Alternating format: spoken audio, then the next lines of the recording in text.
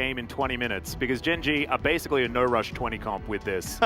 I'm not sure how you're supposed to also pilot an Udyr in a comp. Lane control late is definitely much better, but ramps up. Here comes Klid. As, yep, Klid's going to wrap around from behind. He's going for carrier here. Of course, you can't lantern yourself as the Flame Chompers are avoided. Teddy actually, though, not able to get onto the lantern, and he's just gobbled up by Life, who will say thank you so much. You know, versus an Olaf, you don't get this advantage all too often, but with GenG having the opportunity here to clear vision with the Udyr pick, there's just no way that you can advantage into the late game. We might have them taking the first game in this series. Not to mention, we will not have a Cloud Soul as well. It's going to be... But here comes the Herald. Some extra plate gold going to go here into the mid lane.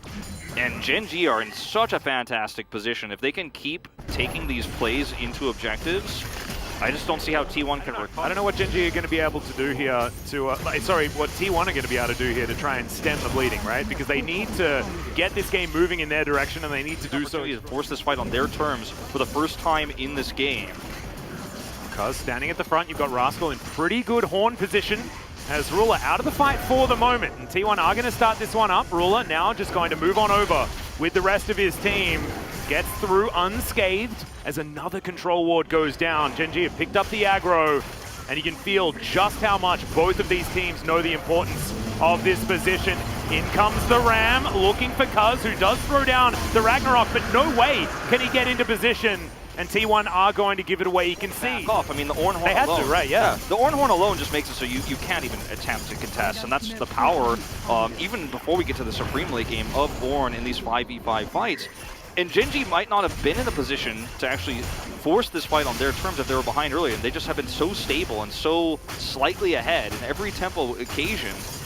Now they're in a good way. Now, Teddy's getting a lot of value here, by the way. A lot of extra gold going to this Aphelios in bot lane. I mean, look at the top lane. Same thing's happening on the other side. So trading evenly. Tidy it up, but now it's a 5 versus 4 here in theory. See whether Faker can get over in time. Body slam onto Rascal. Gonna get knocked up, though, is Canna. Takes some rocks, able to utilize his stopwatch to avoid the shockwave, and now no shockwave is a huge deal. That's a great trade for T1, but isn't enough. Faker's going for a huge flank here. Yep, Call of the Forge God is available. Klid felt something in his waters. Spots Faker going for the slight flank, and now he's looking to close in. We'll see where GenG are going to put themselves in this particular moment. I love the harass coming through from Faker here on the left side. He's just out of range of getting picked, and now T1 have reset the Drake, and they actually have priority here. Look at where Kana is. He's in such a great spot. This is beautiful from T1. Yeah, we'll see whether he can actually blast cone over. As you can see, he's going to get tongue lashed as now Klid getting on in there, not going to be able to find a smite. Now they have thrown his life away. The Devour is going to be available as Teddy. The close range weapons are so scary. The cast comes out, but the blast cone keeps Rascal alive after the flash. This fight from T1 of wrestling that control away, they stopwatch it, they push in forward, they put Faker on the left side there because they know that GenG cannot commit to chase him, or they're going to lose the Drake no matter what. And I think we'll see whether T1 are actually just looking for a trade. They could potentially run at the Baron. There is Severum Crescendum. This is real rough. Ruler's going to go over and try and solo this one out. And we'll see whether GenG can play enough defense.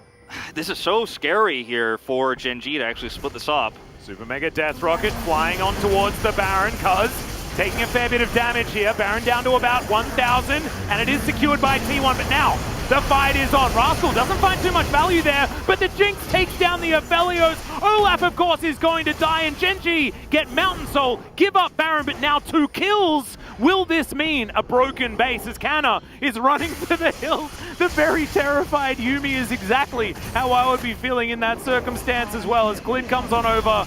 They're looking to try and stagger this one out. Even the comes teleport. over, and yeah, I just don't think that he's going to stand much of a chance here. And no more stopwatch.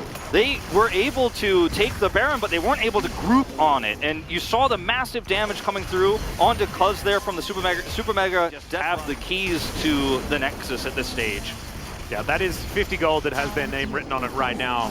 That being said, it being GenG's game to win doesn't mean that things are 100% impossible, but it is getting more and more difficult. I just want to say, this is the best I've seen BDD play into Faker in a really long time, even including that series that they managed to win in the qualifier and played towards them, and that's continuing to happen right now. They are ripe for a caster curse, and I want to apologize if that does happen, as Hook going to go wide onto Rascal. I mean, look at T1's positioning here. How will they ever close in on this Drake? GenG probably shouldn't overextend here, though. Yeah, Rascal actually is going to go golden. Tries to start this one as Moonlight Vigil actually going to get trolled a little bit there by Canna's cars. And the health bars on T1 go down low, but no one is actually taken out. Also, not a lot of R buttons down, as it's only Super Mega Death Rocket that's been picked up. That's not one of the CCs that they require.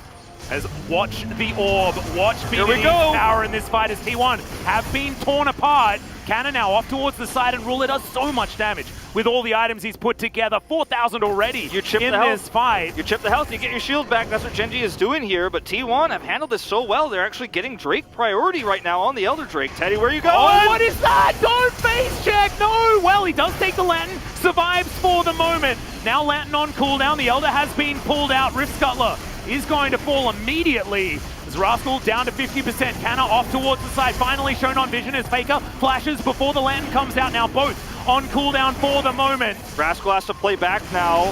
He's going to have to teleport back in. T1 now or never. Oh my goodness, the Super Mega Death Rocket. That means the bottom lane are out of this one. There is no way T1 can fight his Elder Drake for GenG. War of Attrition won by the red team. And that might just be game here, Atlas. You can see Abyssal Voyage forward. They want to catch Kana. He has to ult out. But the base is about to be unlocked. Yeah, BDD didn't actually know which way he wanted to go. The first missed Shockwave for him is going to get a flash, and Kana is going to survive. And this is going to be a Baron easily here for GenG. They get a pick or two there. They can just walk down the red carpet. But this Baron buff is going to roll it out for them. They're going to have all waves pushing. Even Rousey base check moments before. The Super Mega Death Rocket comes through here and just forces them out. Oh, Faker, no! What? That's the brush he got caught in to lose the 92-minute game! Oh, no. Well, we're going to watch this one more time. Just extremely far forward here is Faker. And for what? Yeah, it's so That's strange. so peculiar. Is that T1 are actually, like, they've missed their windows. Their windows were very narrow this game, composition-wise, but they've missed them, so that is not that egregious, but that is a huge uncharacteristic mistake for Faker as Nexus turret number 1 is going to go down. BDD flashes forward, gets another flash for his Shockwave. Ornhorn does go a little bit wide there as Canna breaks up the fight, but Rascal looks basically unkillable, just goes in and solos Teddy. Now Carrier and Canna have no damage. Faker finally turns up, but Ruler is an absolute monster. Carrier comes on in, that's a very angry dragon, and the Nexus will fall.